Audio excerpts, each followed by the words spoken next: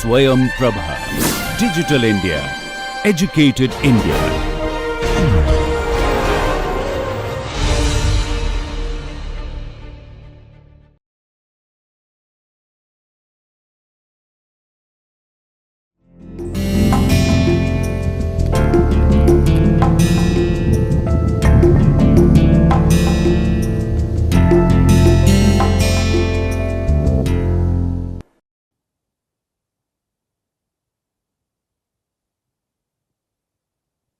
Hello everyone, I am Dr. Kavita Solanki, Professor of Law at University School of Law and Legal Studies, Guru Govind Singh, Indraprastha University, Delhi, Dwarka.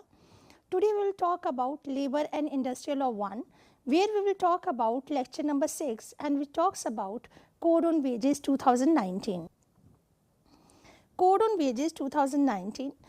It has been given when we talk about the labor law, that is given under the constitutional law and where it has been given under the concurrent list. It means both the central government and the state government, they are equally competent and permitted to enact the labor legislations. At present, more than 45 central legislations and over 150 state legislations have been enacted for the labor welfare, frequently on overlapping matters. The Code on Wages 2019 has been formulated on the basis of the recommendations which has been given by Second National Labour Commission on Labour Law to simplify, consolidate and rationalize labour legislation into 4 codes. This code is one of the code, which is Code on Wages. The objective of this code Code on Wages is to consolidate 4 labor legislations relating to the wages into one integrated code, namely the Minimum Wages Act 1948, the Payment of Wages Act 1936, the Payment of Bonus Act 1965 and Equal Remuneration Act 1976. So, in Code on Wages, these 4 legislations has been amalgamated. When we talk about Minimum Wages Act 1948, it talks about this Minimum Wages Act would be applicable upon the scheduled employment which has been given in section 2G of the Minimum Wages Act, and if they feel so, other can be added, that can be added through section 27 of the Minimum Wages Act. When we talk about Payment of Wages Act 1936, it is applicable for the object of this act was to give the timely payment of the wages and avoid the unlawful deductions. Payment of Bonus Act 1965. When we talk about Payment of Bonus Act, it is applicable upon in any of the factory or the establishments where the number of employees the threshold is 20. Then this act would be applicable, but this would be given the benefit to those employees who has completed the 30 working days and those who are getting the salary lesser than the 21,000. The Equal Remuneration Act to 1976, the Equal Remuneration Act is applicable just to avoid the discrimination on the basis of sex, and so if the male and the female into the industry they are working of a similar kind of the work, the equal remuneration would be given to both. So under the code, this act has been now rather than mentioning the word that is a male and the female, now we are more focusing on the gender. So more inclusivity is there because we are thinking to have the transgender or the third gender into this category. The benefit can be given to the third gender as well.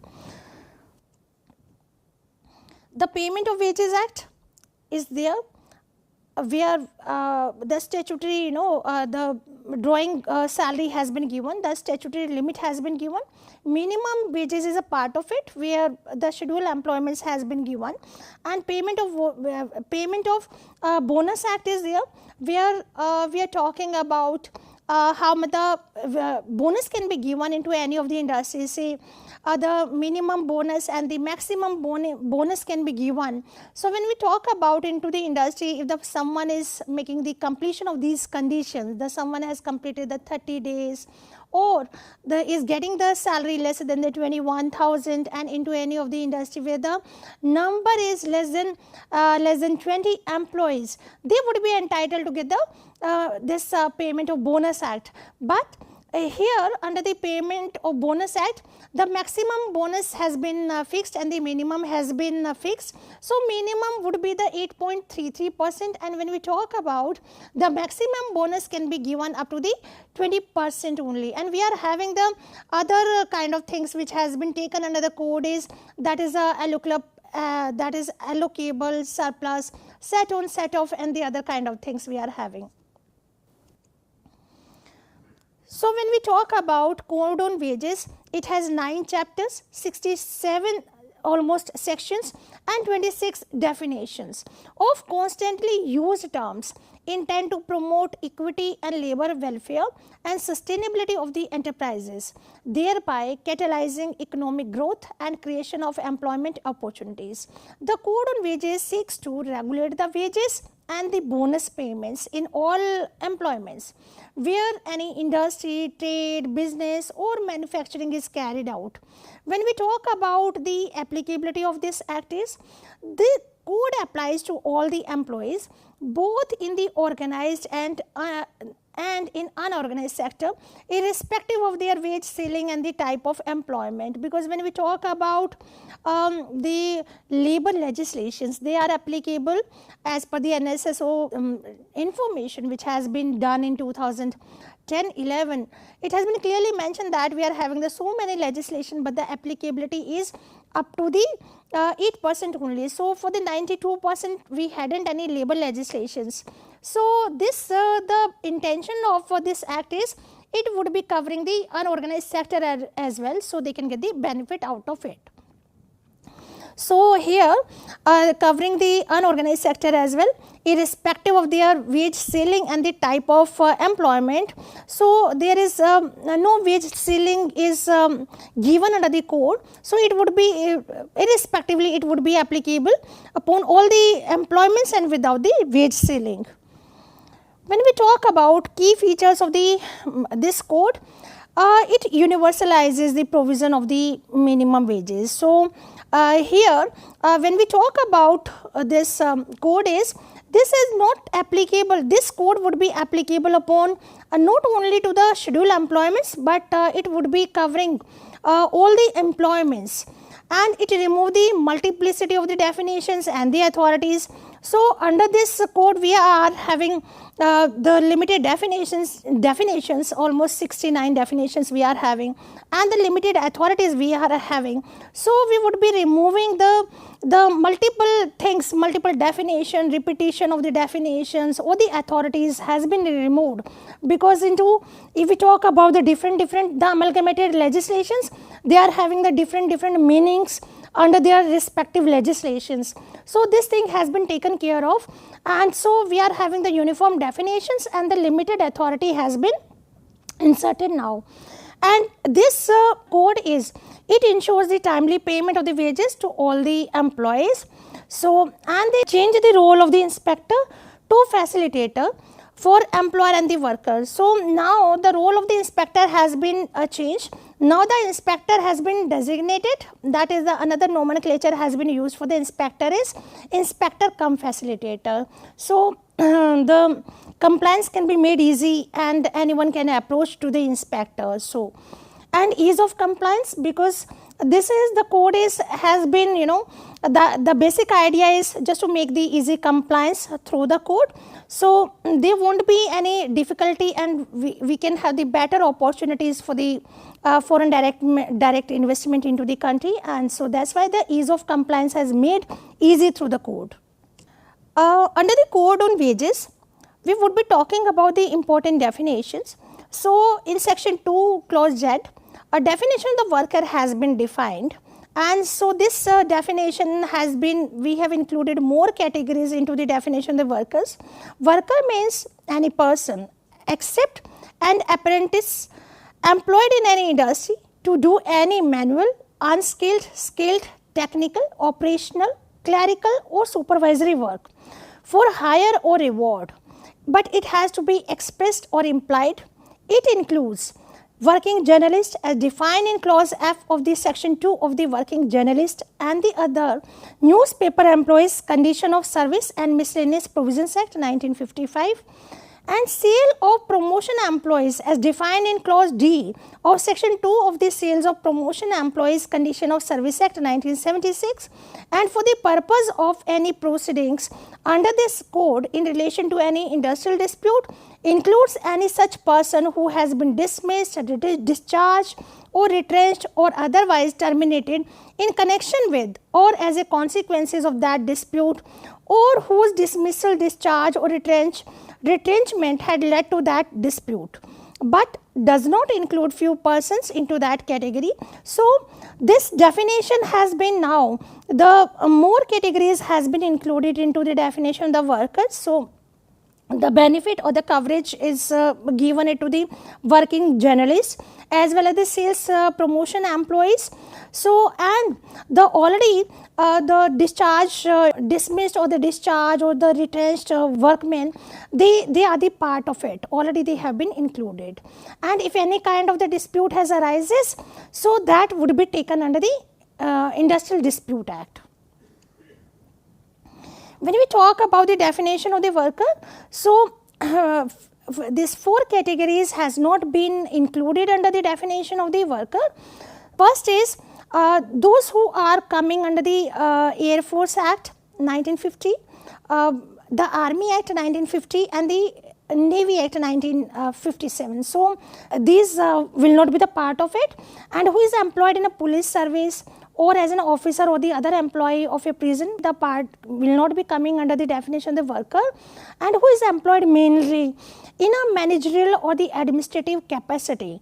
They will not be, mainly they have been appointed for this purpose only, they will not be coming under the definition of the worker, and who is employed in a supervisory capacity, drawing wage of exceeding 15,000 rupees per month or an amount as may be notified by the central government from the time to time. So, those who are doing the supervisory work and they are getting the salary that is exceeding the 15,000 per month will not be coming under the definition of the worker. So, into this act we are having the definition of the employee which has been defined in section 2K.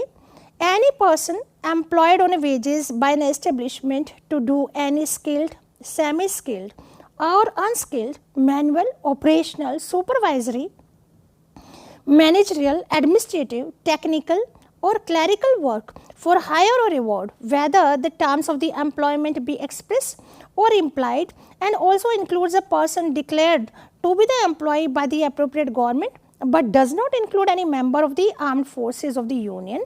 So, this definition of the employee includes managerial or the administrative work, but worker does not include it. So, now there is because we are having the different definition has been used for the worker and the employee, and just to make the thing more clear, managerial and the administrative work is included here under the definition of the employee.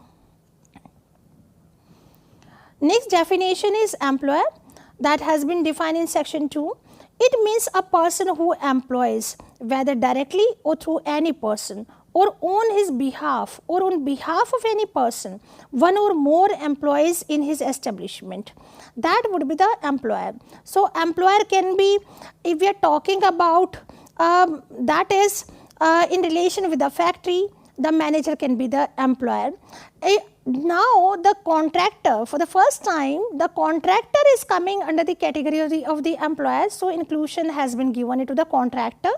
Legal representative of the deceased person, if the person is, if the any of the representative of the legal deceased person is there, so the person would be coming under the category of the employer. Occupier, manager of a factory, if we are having the manager under the factory or the occupier, because it has been mentioned in section 7 there, so they would be coming under the definition of the occupier.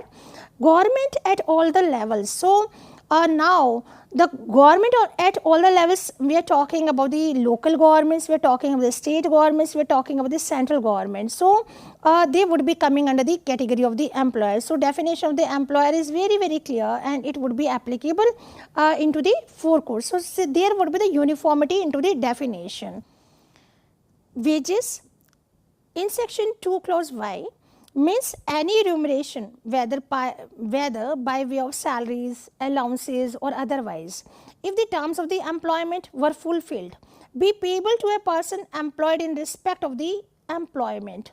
So when we talking about basically the wages into this act, for the better understanding, the wages includes basic pay, DNS allowances and retaining allowances.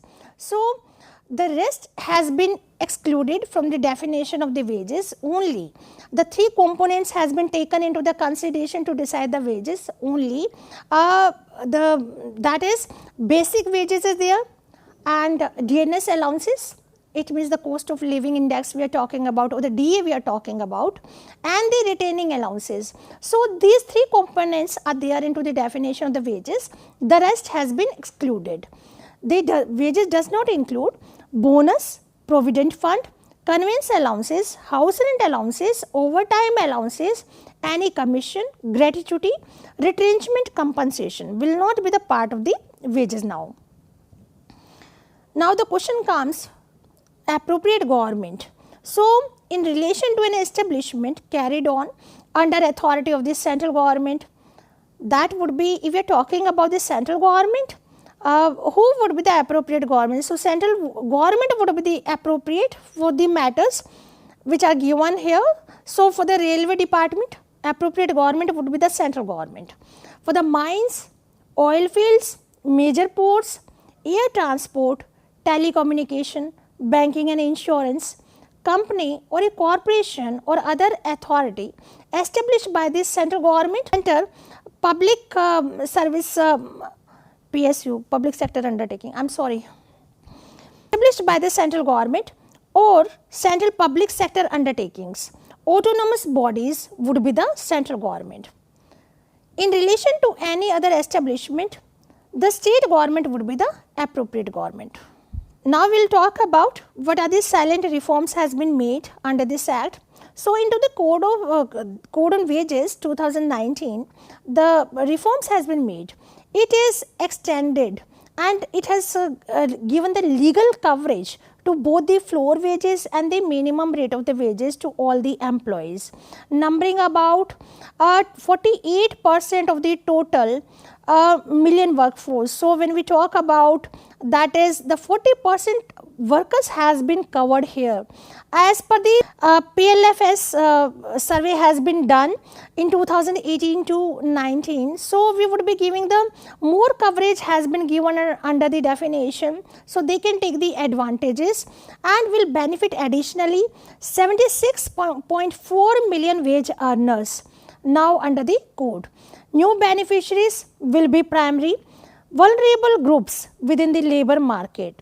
So for the first time, the rural worker, rural, women, illiterate and below middle level of the education, casual workers, ST and OBCs, agricultural, construction laborers and the workers in any tiny or micro enterprises has been covered under this act.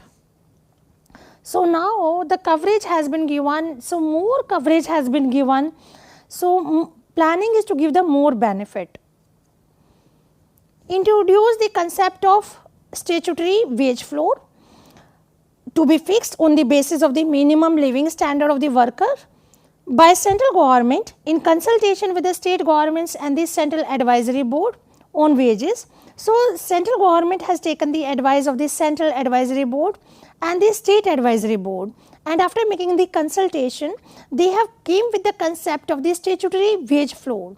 So it means now the wage, floor wage can be a single floor for the entire country or different floor wages for the different geographical areas. But when we talk about minimum rate of the wages to be fixed by the central and the state governments shall be either equal to or above the wage floor, it cannot be reduced to the level of floor if such wages are already higher. It means that is the planning is now the statutory wage floor has been created. The idea is they have set up this statutory wage floor. It means the central government would be fixing the wage floor throughout the country. And if any of the state government, they want to fix their minimum wages, they can do so. No one is restricting them. But with this condition, they can fix their wages, but not below the wage, this wage floor which has been fixed by the central government. And if any of the state is already, they were giving the more wages to their workers, it is not necessary, they cannot, it is not necessary they would be reducing, and they would be coming at par at the wage floor wage which has been given by the central government. No, already if they are giving the better wages to their worker, they can continue with that. But this is the protection has been given, so everyone can be, the disadvantaged persons, or everyone can, take the benefit of it. So this floor level has been created, that is, no one is allowed to shrink that level. They can, if they want to give the higher wages, so there is no problem, they can go so. And floor outlines an uniform statutory criteria for initial setting and subsequent revision of the minimum wage rates ordinarily in every 5 years, ensure the wage fixation on time as per the fixed norms, devoid of any arbitrations or witnessed presently. So when we talk about, if we are talking about the minimum wages, so already it has been mentioned that once we fix the minimum wages or any kind of the wages, the system is they have to be revised after a regular interval of time. So this is the duty of the government, is they have to revise the wages after the 5 years. And it provides for the timely adjustment of the minimum wages with respect to the inflation of every 6 months, 1st April and the 1st October, to protect the real wages of the employees. So this is a good step has been taken by the government is. So here we are talking about the timely adjustment of the minimum wages. So how we can take care of the inflation, or how the cost of living index can be maintained. So otherwise what will happen, the person would be, the employees, they would be very much, or the worker, they would be very much affected by this inflation. So for this, just to maintain protect their real wages of the employees, that's why two minimum wages would be given, and that would be given after the 6 months. One is in 1st of April and the other is in 1st of October. So they can maintain the inflation. And the code has simplified and rationalized the existing complex minimum wage structure. It has reduced the number of the minimum wage rates in India. So otherwise, if we talk about, because we are having the too much diversity, and already we have done the scheduled employment under the Minimum Wages Act.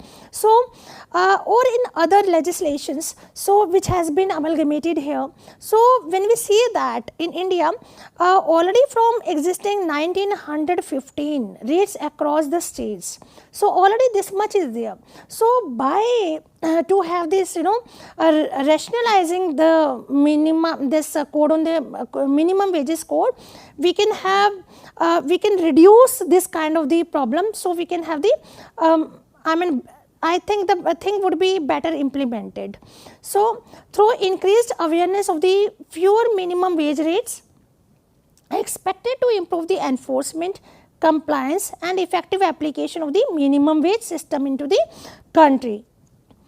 And it extends the definition of the employer by classifying the contractor as employer, because earlier the contractor was not part of the employer, because now under the code the contractor has been designated as a employer, and it provides a uniform definition of the wages and the remuneration under this act, restricts in kind payments to a maximum of 15% of the total wages.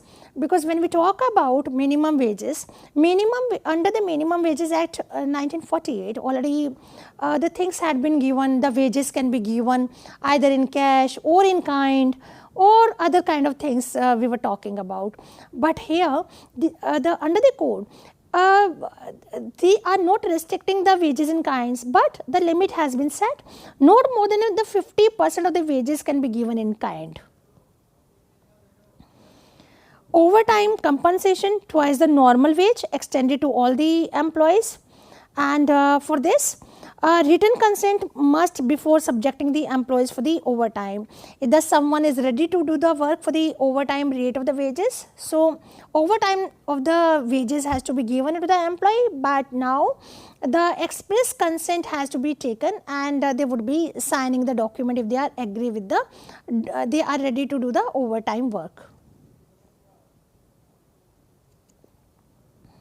Universal timely payment of the wages to all employees and in all establishments, irrespective of the wage ceiling.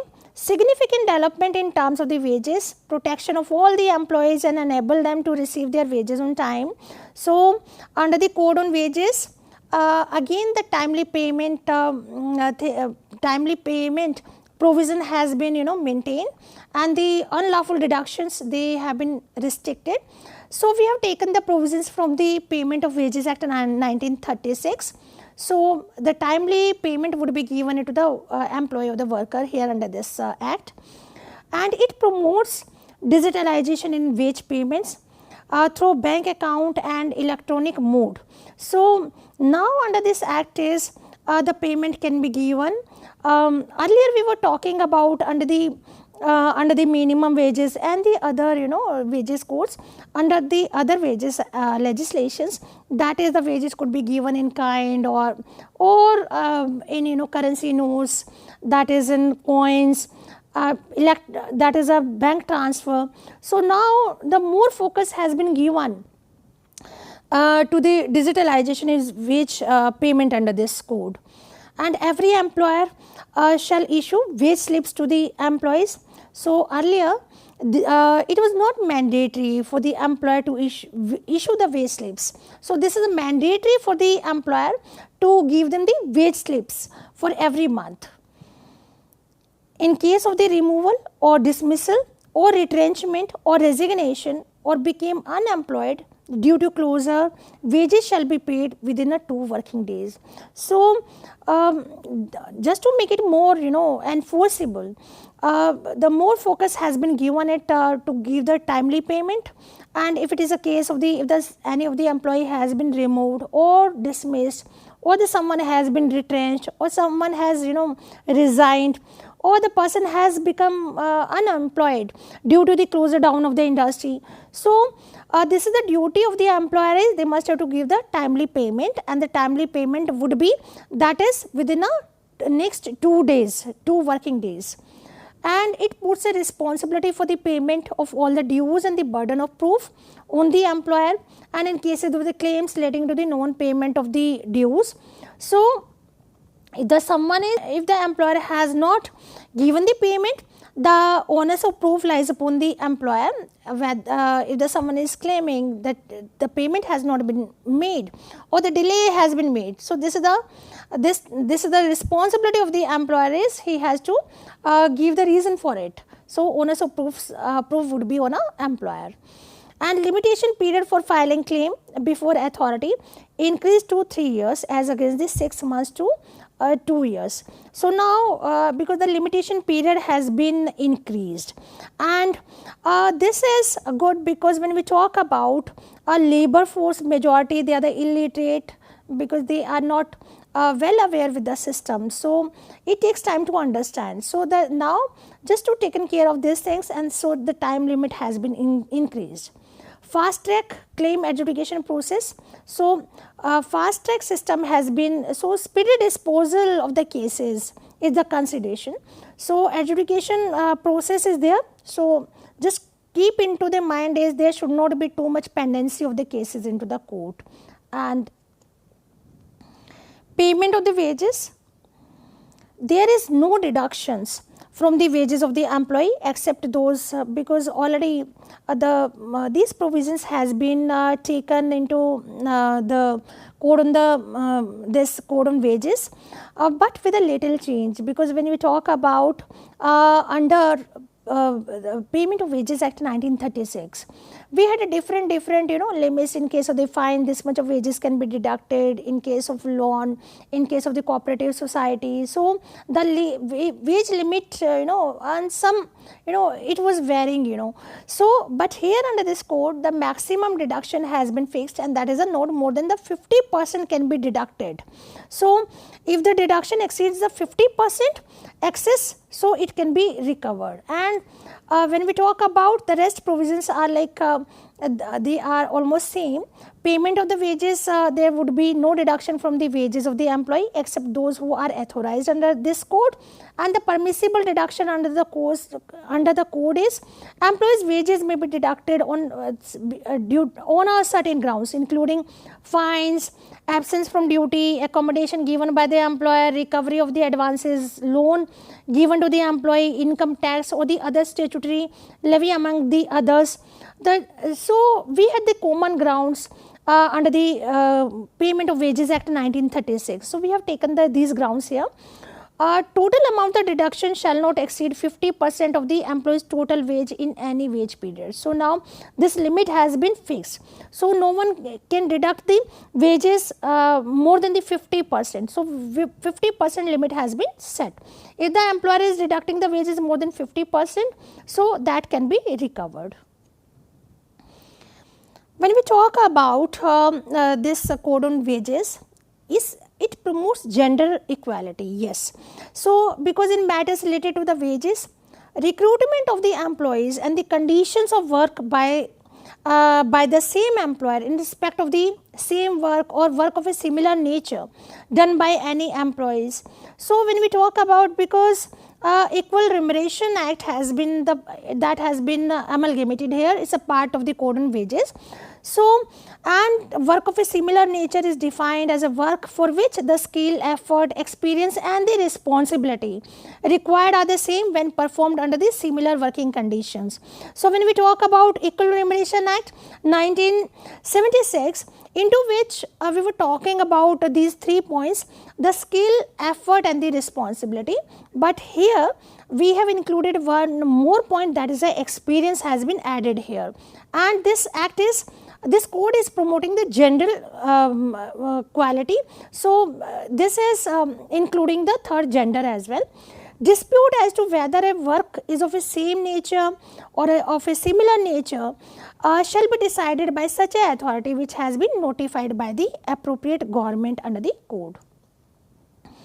When we talk about more key reforms here, so incentives businesses by reducing the compliances and burden and the transaction cost, because earlier that is the compliances were so too much of the compliances, and so it was not easy to start up any of the business. If we talk about, if we see the that is ease on doing business, we can see that how India has improved, because the government is making the efforts from so many years, and so as per the recommendations has been given by our commissions, labor law commissions. So it would be making through this code on wages, now the compliance would be easy, and it won't be it would be the cost would be friendly cost. So and the amalgamation and rationalization exercises reduce number of the sections to 69 from existing 111 sections in 4 wage related code. So now we have reduced, because into these 4 legislations. So earlier we had the total number of the sections, that is 111, but now under the code that has been reduced, it is up to this 69 sections only.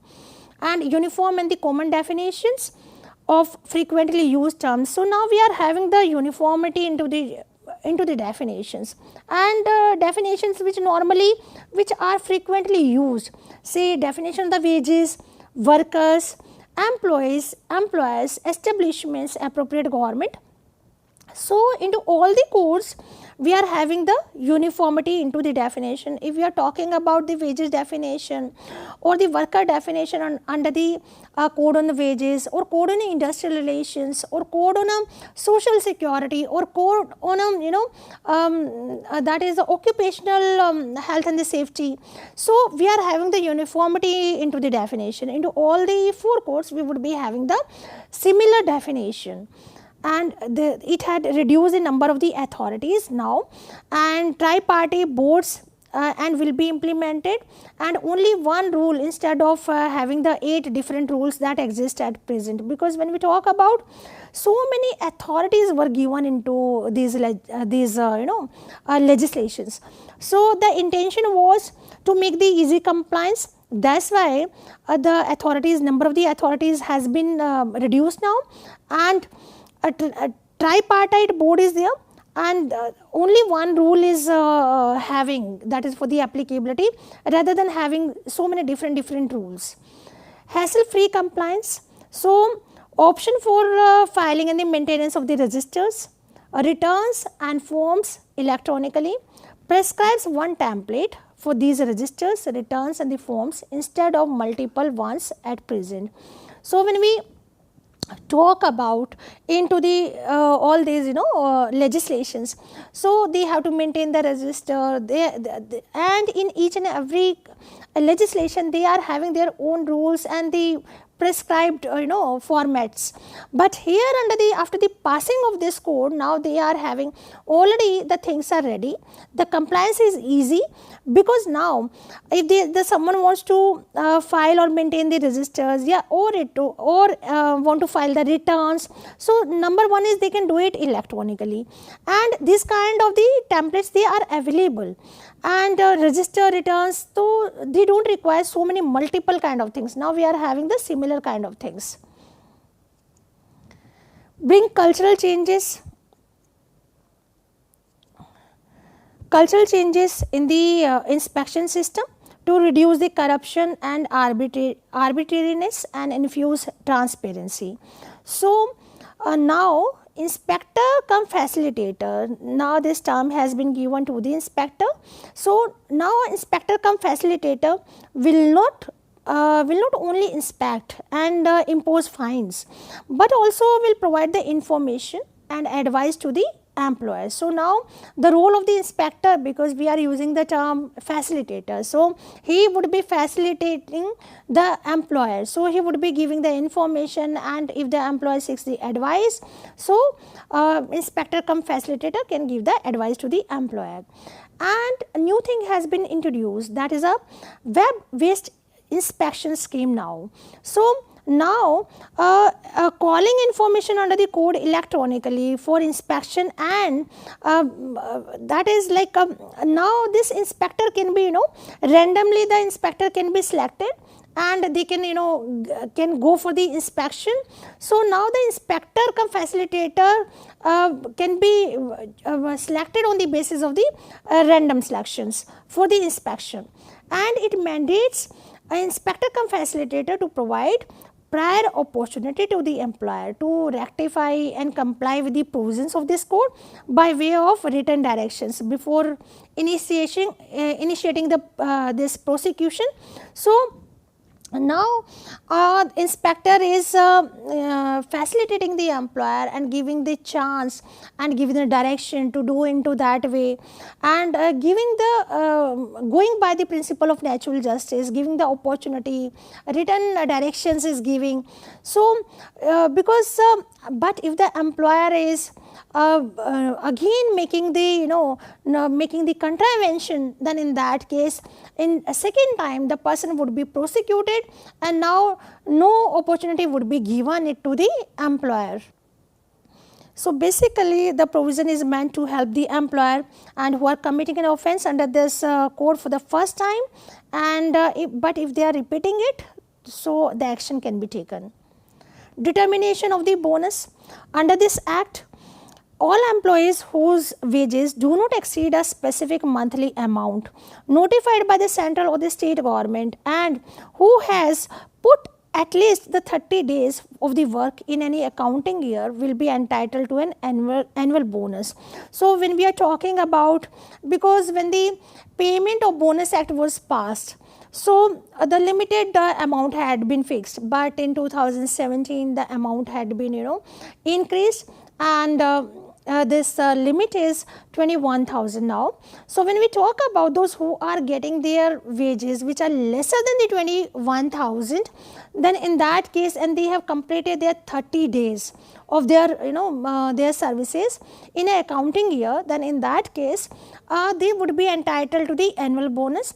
And when we talk about annual bonuses, the maximum bonus can be given the 20% and the minimum can be 8.33. So, we have taken this similar provisions from the Payment of Bonus Act 1965. No more change, I mean not a drastic change has been done. So, we have taken this and or when we are talking about the minimum bonuses, so it can be 8.33 of his wages or 100 rupees 100, whichever is higher is irrespective of the allocable surplus. In addition, employer will distribute a part of the gross profits amongst the employees, and this will be distributed in proportion to the annual wages of an employee. An employee can receive a maximum bonus of 20% of his annual wages in an accounting year. Responsibility for payment of the dues and the burden of proof. Every employer shall be responsible to pay all the dues under the code to every employee. Where employer fails to make such a payment, and if the company, firm, proprietor, owner of the establishment shall be responsible to pay. Where a claim has been filed on account of non-payment or a less payment of the wages or the bonus for making deduction non-authorized from the wages of the employee. So, we are having where the dues has not been paid, then in all these circumstances, burden to prove that the said dues has been paid shall be on employer. So, that is the duty of the employer is he must have to prove that. So, now when we talk about record, return and the notices, so every employer of an establishment shall maintain a register, and into that register he would be making the entry how many workers are there into that particular establishments. So, he must to maintain the muster roll. So, into which he would be making the entry of the register, age and the wages, how much the wages has been given, and I mean on which date the wages has been given. So, he must to make the entry all these important things into that register.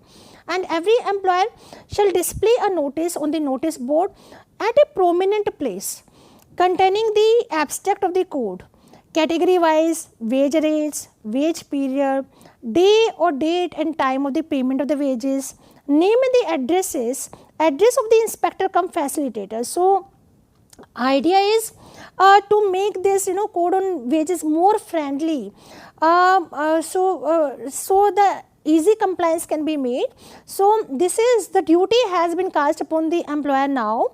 He has to display notice on a notice board where he would be, and this notice board has to be placed on such a prominent place. See, the employee or the worker, they can see it easily, and into which the employer would be giving the abstract of the code, and into that is the abstract would be given, and category wise the wage rate would be mentioned into that abstract. The wage period had to be given, day and the date and the time of the payment of the wages, and the name and the addresses of the inspectors. So, if any kind of the discrepancy can be feel or faced by any of the worker, so they can they can talk to the inspector cum facilitator and they can take the timely advice. Every employer shall issue wage slips to the employees. So, this time because that would be the the proof has to be with the employees, that is they have received the wages, and this is the duty of the employer is they must have to issue the wage slips, like the government sector, because they credit the salary into the account of their employees. The same is they would be issue the wage slips to the employees. Above provision shall not apply in respect of the employer to the extent he employs not more than the 5 persons for the agriculture or domestic purpose, but if demanded must provide a reasonable proof of the payment of the wages. So, but this provision is not applicable upon the agriculture or the domestic persons, because and where the threshold is that is less than 10, if they are not having the more than the 5 persons. So, then in that case he do not have to follow this thing. Inspector cum facilitator, as we discussed, appropriate government to appoint inspector cum facilitator who shall be deemed to be the public servant for the purpose of advice to the employers and workers leading to the compliance with the provision of this code. Inspect the establishment assigned.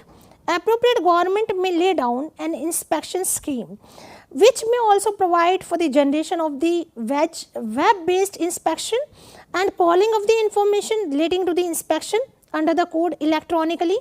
Appropriate government may by notification confer such jurisdiction of the random selection of the inspection for the purpose of the code to the inspector cum facilitator. So, randomly selection can be made, so righteous thing can be done, and for just to maintain the more transparency, and so they can go for this thing.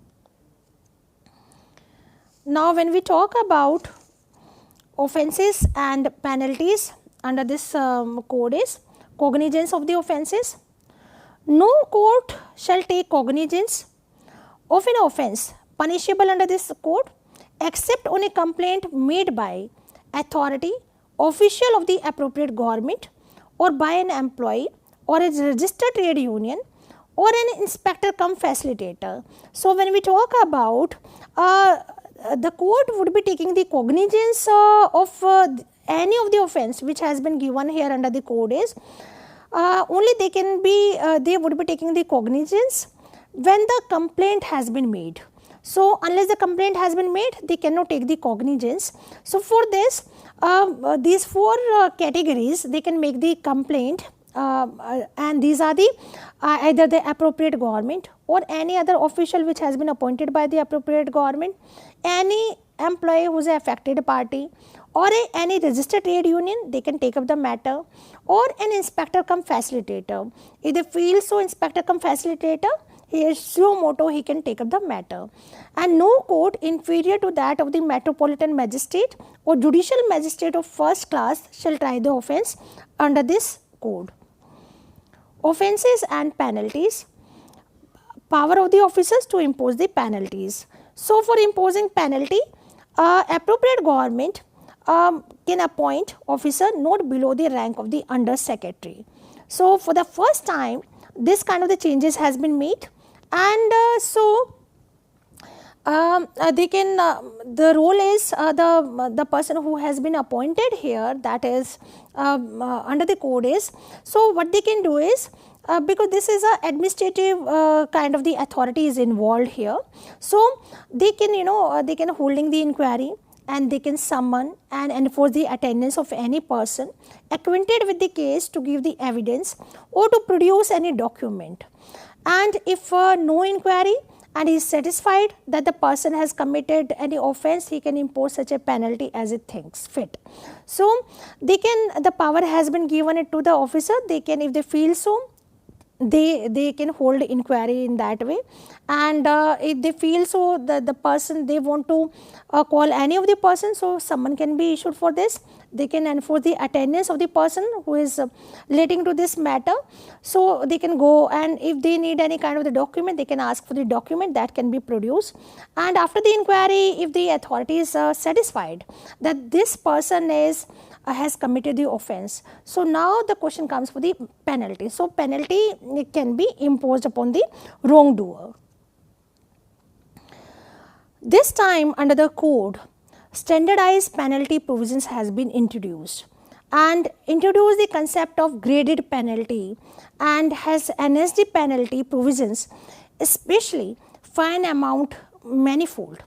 act as a strong deterrent and expected to improve the compliance and effective application, because otherwise this was the problem with the labor law. Because when we talk about any of the law, either we are talking about the minimum wages, if someone is not giving the minimum wages, to what extent the person would be liable? If the direction has been issued, or either we are talking about the Payment of Wages Act, timely payment, unauthorized deduction, many more. So the problem is that is only very less fine is there. So it creates a problem into the better implementation of the labor law, and everyone they make the mockery of the system, and they think this is because there is no deterrent at all. So just to make the just to deter the employer not to do this kind of they would be thinking twice for committing this, for not making the compliance. So that's why this graded penalty system had been introduced, and here that's why just to make the system more effective, and that's why because there would be more compliance. So this is the basic idea for introducing a standardized penalty provisions here. So when we talk about this act, if someone is making the offense for the first time, or pay to any employee less than the amount due under this code, would be punishable with a fine which may extend to 50,000 rupees. It means if we are talking about that is an employer or any person, because now this category of the employer has been expanded, it is a wide category now. If any of the employer is paying less amount which is due, so the person can be, and for this the fine has been introduced. So this fine would be the 50,000 rupees.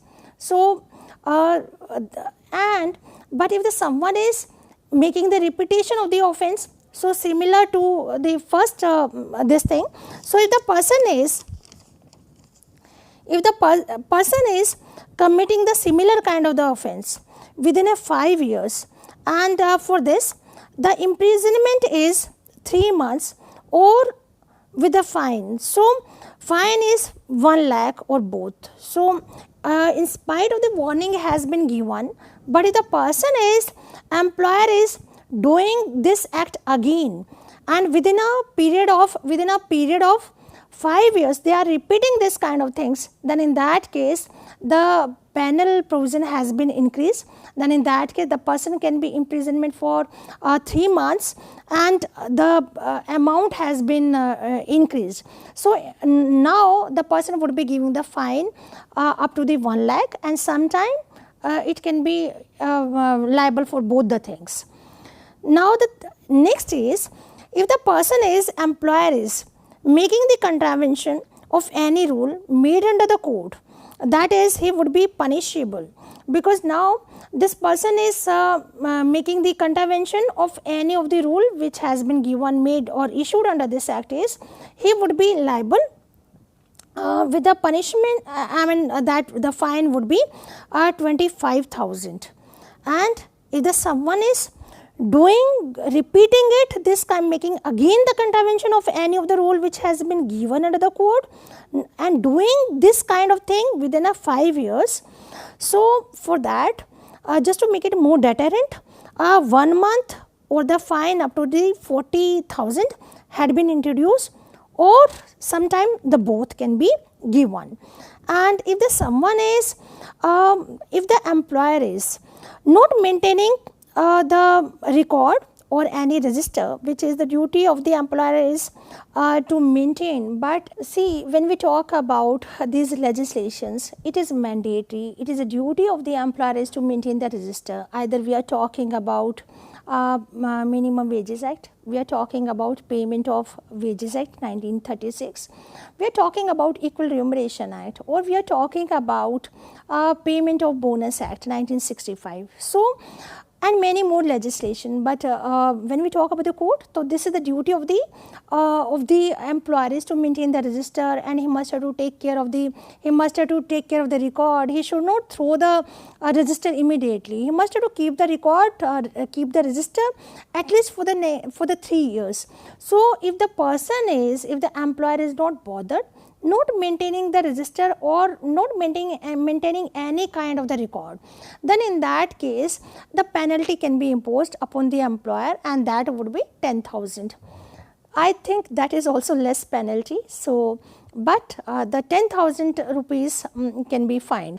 So, when we talk about role of the inspector cum facilitator under this act is, if the inspector know that the employer is not making the compliance, and so before starting any kind of the proceedings, what the inspector can do is he can give the written order to the employer, just follow these instructions, just make the compliance of it.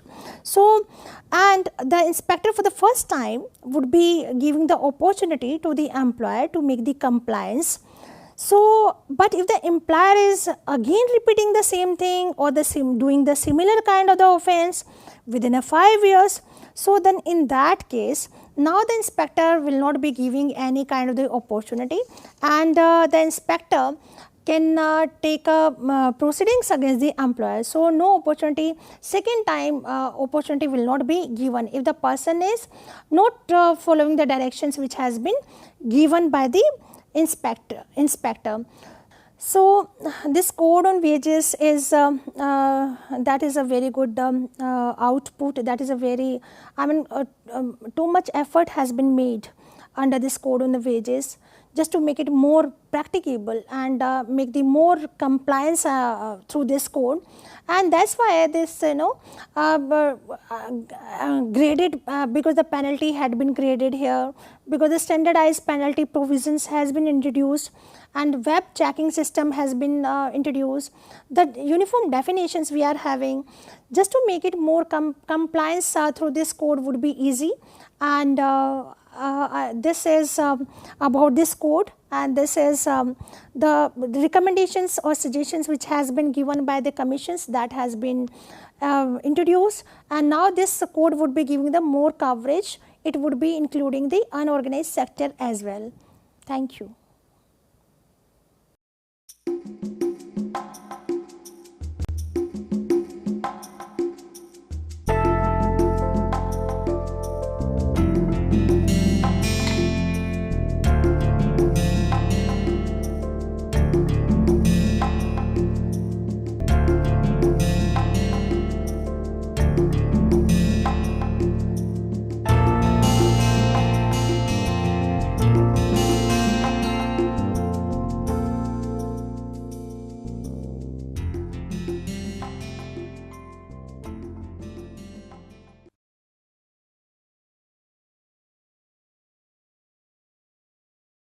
Hi, my name is Gillette Sam, and I teach sociology at IIT Kanpur.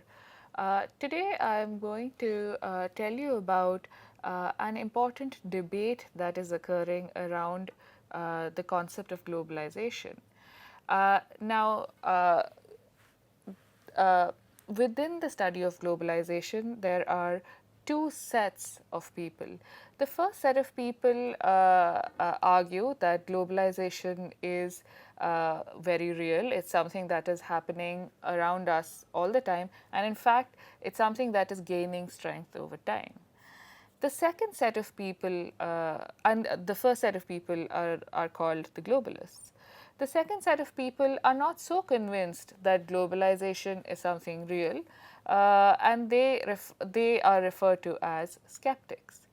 Now, the skeptics argue that unlike what the globalists would have us believe, that there are things and ideas and people that are traveling across the world, across multiple borders, and that we live in an interconnected world, actually there are many parts of the world and many types of people who are completely left out of these kind of global flows. So, they would give you the example of typically indigenous communities who live across the world. And they would argue that if you look at the lives of indigenous communities, particularly tribes that are quite isolated in terms of their physical location, their lives continue without their participating in any kind of global flows. To this, the globalists would respond that even though people may live in isolated and remote locations, and they may not be directly involved in global flows, their lives today are still being influenced by events that are happening at a global scale. You can take the example of climate change. So, for instance, if there is an indigenous community that has no contact with anyone else in the world apart from themselves, but they live in an area which is experiencing an increase in sea levels, an increase in the temperature. All of this may be attributed to people in neighboring countries, or actually rather events that are happening across the globe. So in that sense, even though you may not be directly participating in global flows, your everyday life is affected by what is happening around the world. Another argument that the skeptics make is in regard to what happens with the nation states. Now, initially, when discussions about globalization started, and we are talking about the 1990s, the expectation was that the nation state as an entity is going to wither away. It's going to cease to be important. Now, skeptics could point out to the world today and say, well, nation states are still important. We still live our lives based on which nation we were born in or which nation we have citizenship in. Their rules and regulations are still important for us.